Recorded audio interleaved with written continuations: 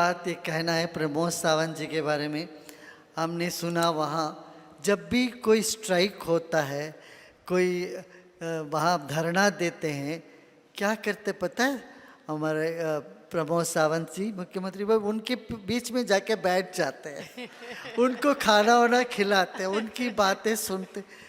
अब जो वहाँ से विरोध करने आए उनकी विरोध वहीं की वहीं खत्म हो जाता है।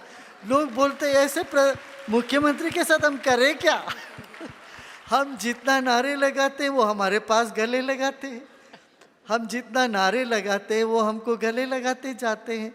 तो इस तरह से उस प्रदेश की ऐसे हमको अभी हाल ही में किसी ने बताया, इस तरह से प्रमोद जी करते हैं वहाँ पर।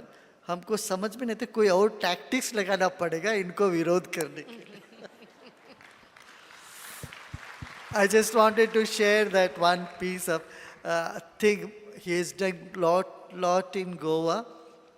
I promised I'll come one day. I'll visit sometime in this year. But all the best. Continue, make the Goa shine more.